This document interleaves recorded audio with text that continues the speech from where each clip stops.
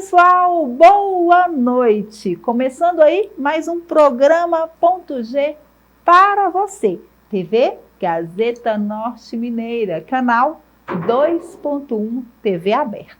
Em Nova Porteiria em Jaraúba, canal 26.1.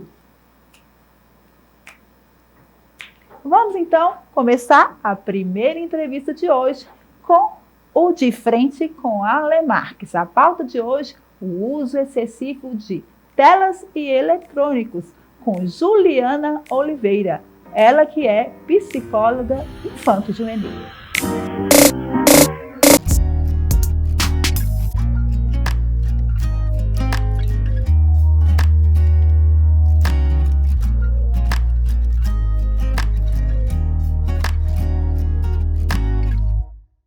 Olá, boa noite. Vamos começar mais um programa Ponto G pela Gazeta Norte Mineira. A pauta de hoje, falar sobre o uso de telas e eletrônicos para crianças. Será se isso é bom? Ou até que ponto é bom e também é ruim? Para falar sobre o assunto, aqui com a gente, vou ressaltar mais uma vez a psicóloga infanto-juvenil Juliana Oliveira. Nossa, boa noite, Juliana. Boa noite, Alessandra. Boa noite a todos. Primeiramente, eu gostaria de agradecer, pelo convite de estar aqui essa noite e a presença de cada um de vocês acompanhando, Vou estar falando de um tema, assim, super importante, relevante. É um tema super atual, Alessandra? Mas que está gerando alguns impactos, alguns prejuízos e que deve ser levado, deve ser falado, discutido em todos os contextos, em todos os espaços mesmo, que é o uso excessivo e abuso de telas, de eletrônicos, da tecnologia. Então, isso é muito preocupante, porque as crianças hoje já nascem e os pais já dão acesso a esse tipo de eletrônicos. E aí, como é que fica esse balanço das ondas com relação ao universo infanto-juvenil?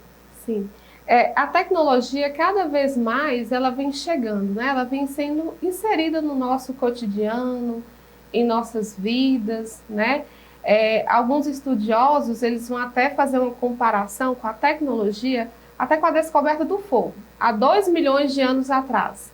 Porque com a descoberta trouxe contribuições, colaborou para várias coisas, mas trouxe também alguns impactos, alguns prejuízos, como a tecnologia.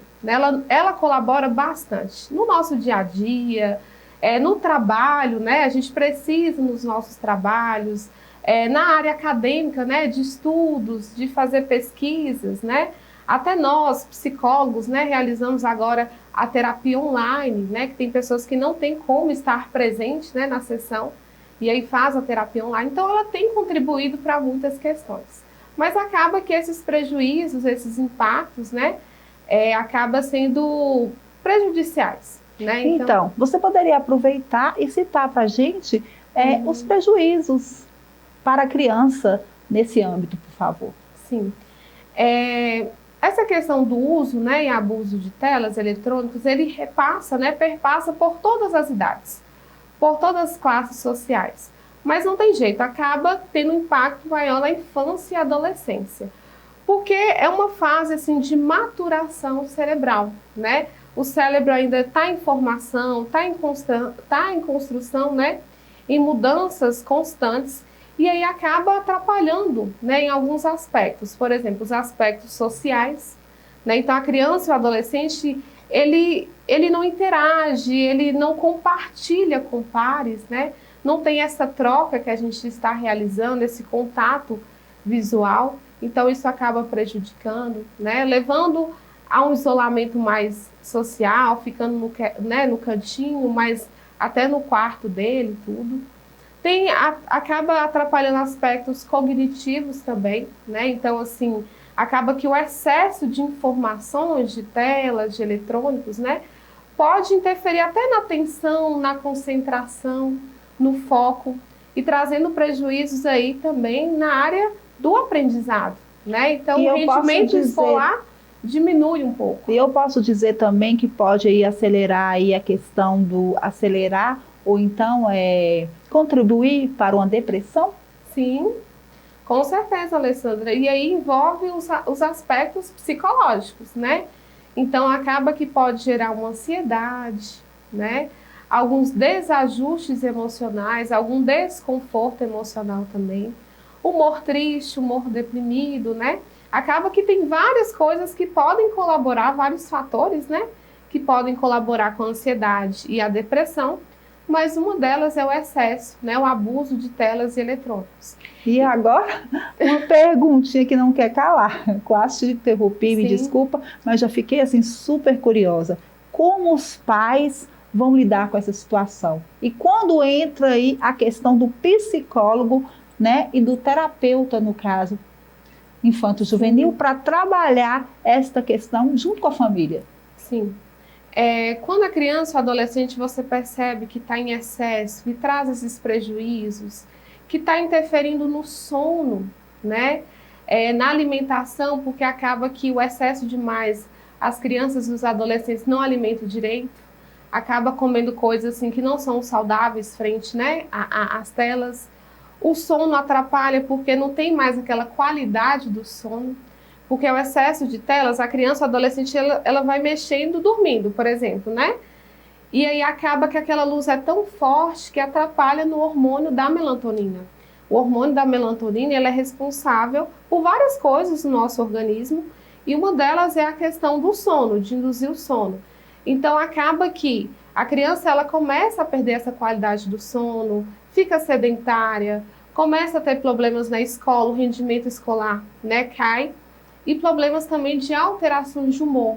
A irritabilidade, as explosões de raiva, né? Começa a ter os comportamentos que a gente fala disruptivos, né? Os comportamentos inadequados. Então vão ter criancinhas menores que começam a ter birras frequentes, né? Às vezes gritar, chorar, se jogar para obter aquele eletrônico. O adolescente também alguns comportamentos agressivos. E aí nesse momento é super, hiper, mega interessante levar esse adolescente, essa criança no psicólogo, né? E aí nós vamos acolher essa criança, né? Acaba que a criança ou adolescente a gente trabalha mais com o lúdico, né? Trabalha mais com o mundo deles também. E aí a gente vai avaliar como que está o estado de humor dessa criança ou adolescente, comportamentos, pensamentos também, né? Se está acontecendo alguns pensamentos aí disfuncionais. E aí junto a gente vai trabalhar com a família. Não tem jeito, né, Alessandra? Dentro do processo psicoterápico, principalmente na infância e adolescência, a gente precisa dessa participação dos pais. Eu converso com todos os pais que cada um tem uma parcela, uma porcentagem dentro do resultado, né? Nós, terapeutas, nós temos 30% dentro desse resultado psicoterápico, a criança 20%, e quem é que tem 50%? A família, né? Então a gente orienta sempre os pais, né, a ter aquele tempo de qualidade com essa criança, com esses adolescentes, procurar explorar mais as brincadeiras, né? Eu sei que o eletrônico ele chama muito a atenção, né? Porque tem luzes, tem brilhos, né? Mas vamos tentar chegar mais nessas brincadeiras de quebra-cabeça, dominó, jogo da memória, ter aquele tempo de assistir um filme com aquela criança, com aquele adolescente, fazer aqueles passeios. Um momento realmente infantil.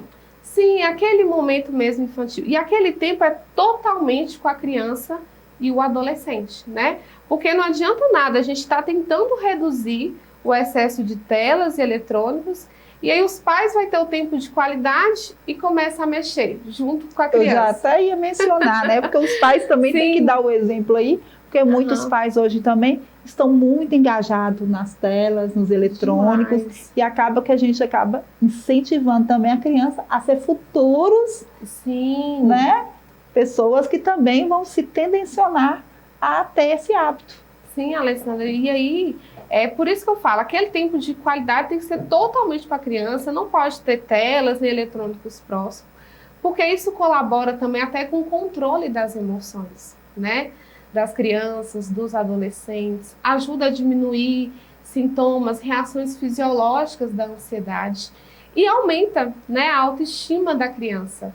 Ela se sente que ela consegue, que ela realiza. Eu até falo com os pais para realizar muitas atividades de cooperação, né, onde que o pai está fazendo ali alguma coisa, a mãe, e aí chama a criança ou o adolescente para estar realizando juntos, né, coisas simples do dia a dia, sei lá, vai fazer uma vitamina, uma gelatina. Ô, filho, vem cá, me ajuda aqui, né? Mesmo. O pai vai lavar o carro, por exemplo. Filho, pega a esponja, por favor. Então, essas atividades de cooperação aumentam a autoestima porque a criança ou adolescente vai estar produzindo algo, vai estar realizando algo.